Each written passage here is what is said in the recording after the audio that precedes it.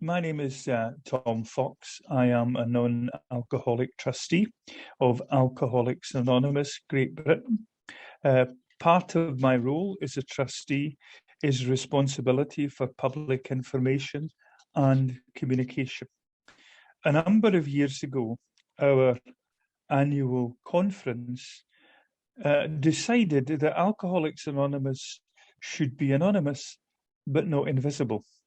And so we have a duty to provide outreach to the still suffering alcoholic in the community to make he or she aware that help and support are available. And the subcommittee of the board, which I chair, has the responsibility for supporting communication activity across the entirety of the fellowship. Now, as you will know, Alcoholics Anonymous is a bottom-up organisation. So it's not my committee's job, or indeed my job, to communicate exclusively on behalf of AA. Local groups are responsible for outreach in their local communities, making people aware that the support and service of the fellowship is available to them if they require it.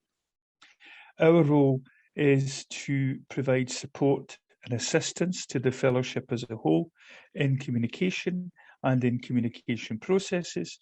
And part of my role is to act as spokesperson for Alcoholics Anonymous as and when that's required. The benefit, if there is a benefit, of non-alcoholic trustees is that we don't have to be anonymous. And so I have appeared on television, on radio across Great Britain and indeed across other parts of the world, talking about the work of the fellowship, particularly during the COVID-19 pandemic.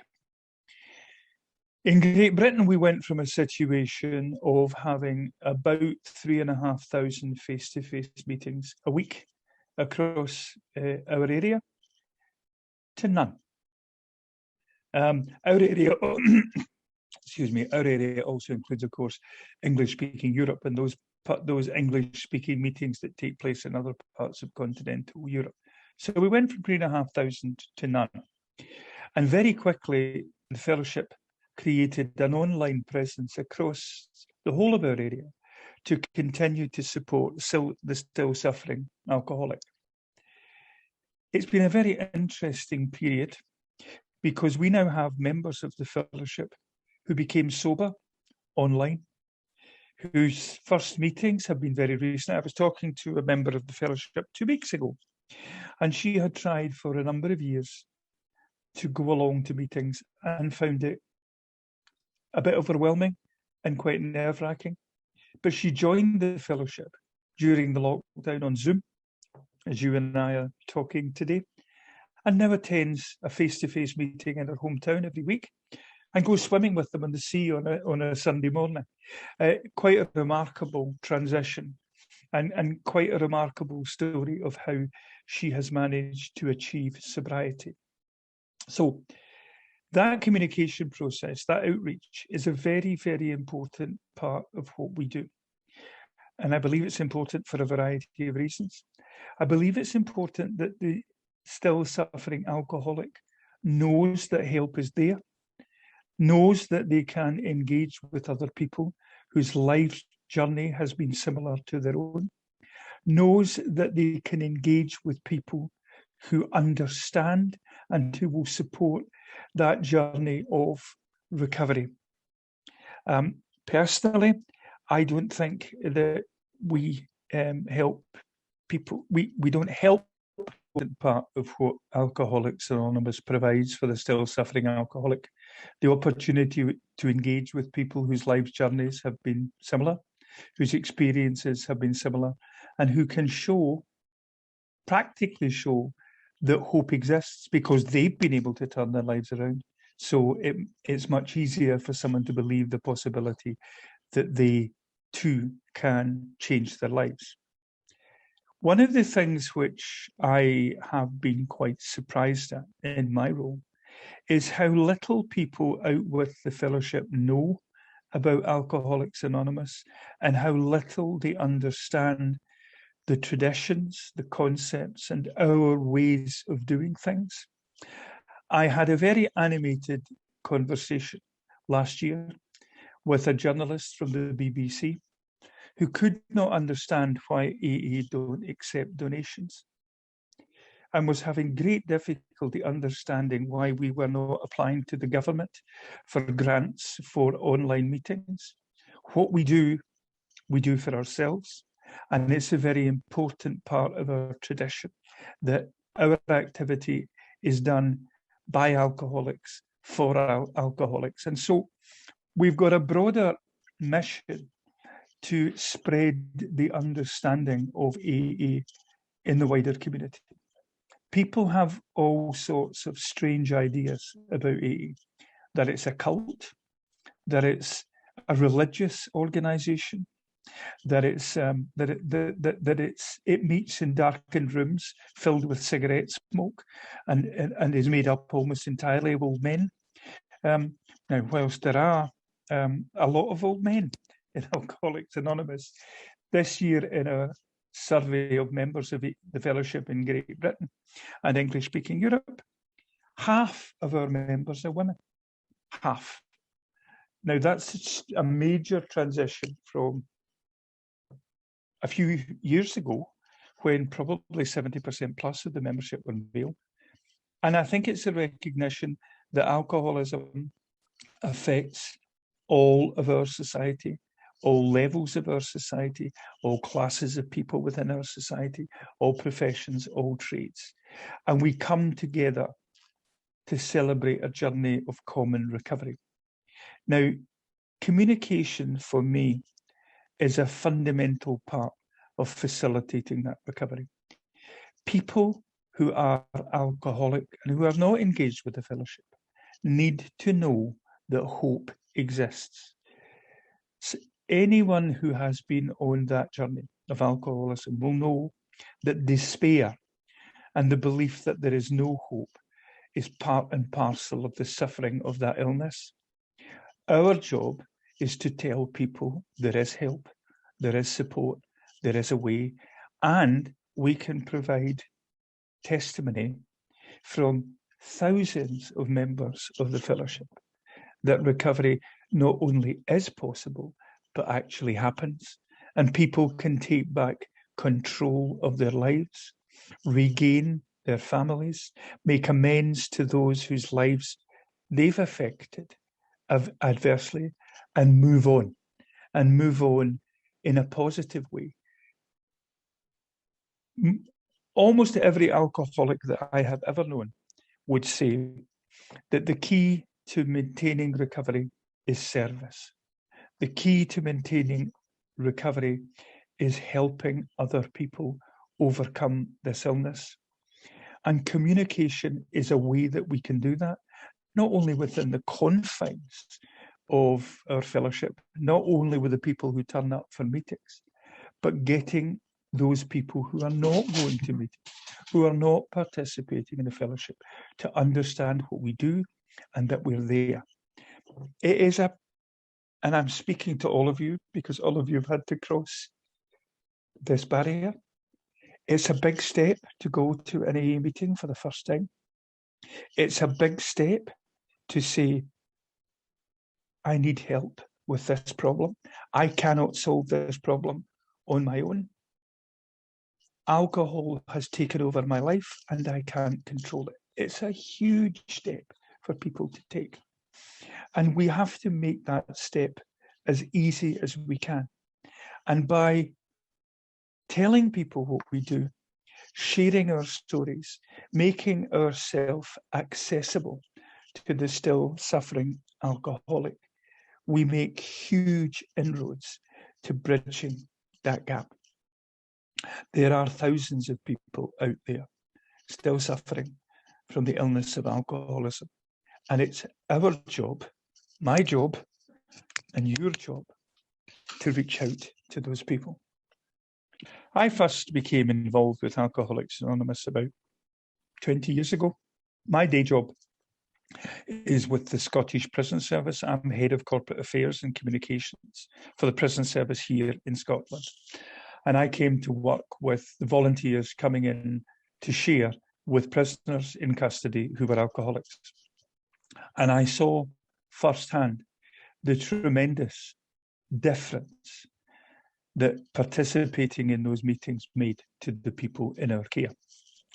I was privileged and flattered to be asked to be a trustee of Alcoholics Anonymous Great Britain, and being the fellowship that we are, the first thing they wanted to do was to use my talents from my day job to help support the activity of Alcoholics Anonymous.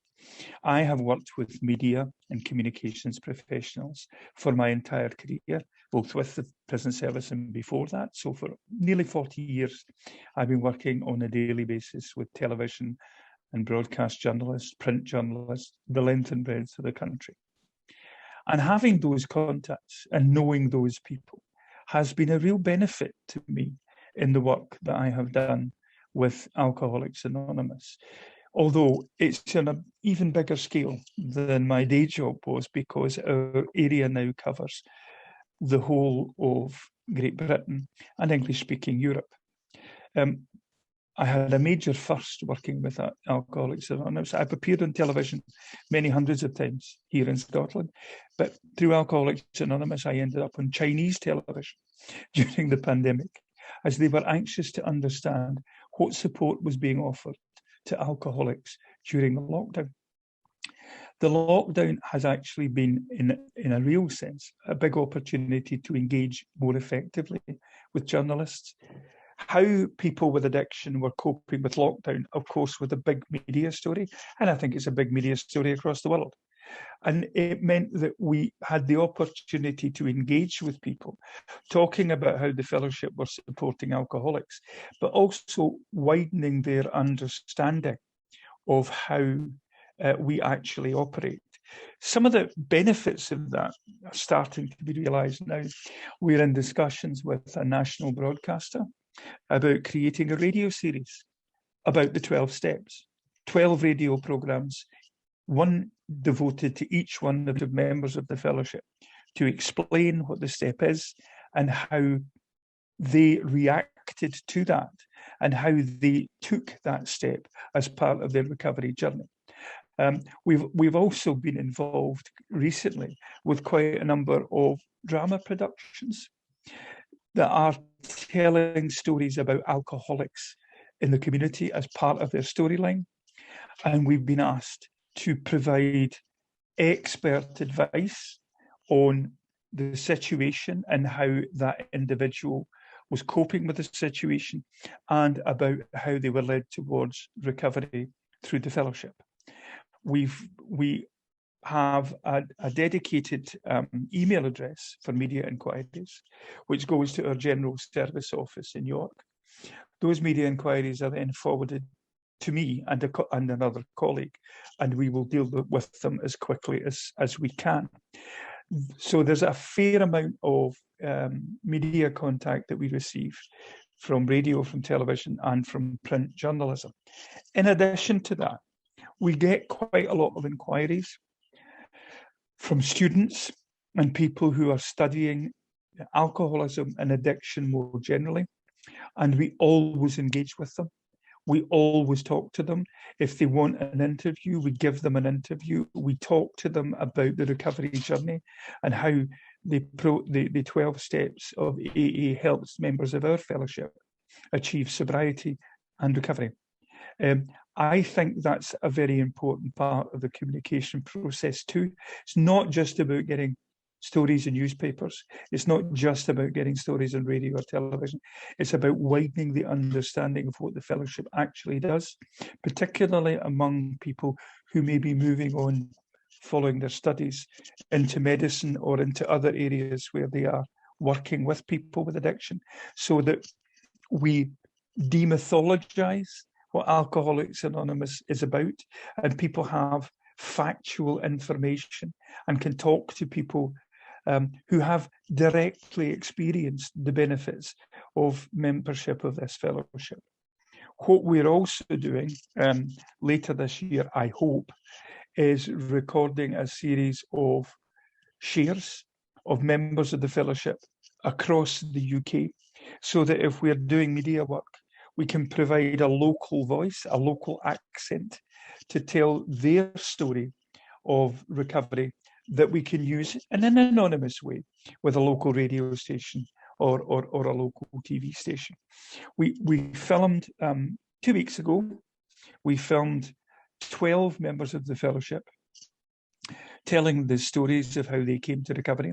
And we're going to use that as part of a video for the 75th anniversary of Alcoholics Anonymous in Great Britain next year. So we're telling the evolution and history of the fellowship through the lives of members of the fellowship, people who have come to the fellowship in different ways, through the telephone service, through... In the 40s, we used to advertise in papers.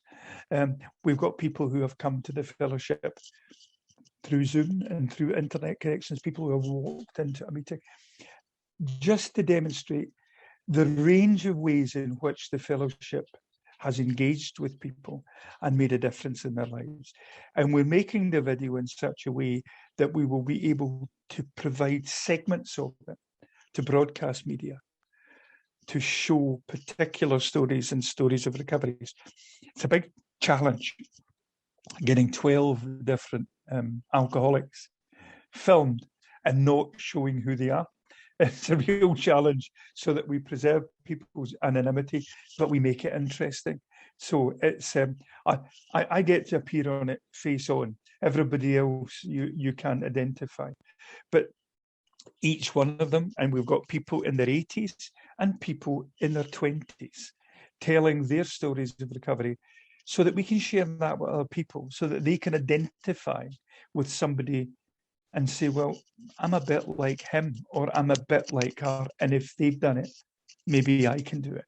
So all of that communication activity, for me, is a fundamental element in ensuring that that outstretched hand is still there, and that outstretched hand is reaching out to people in ways that they can access.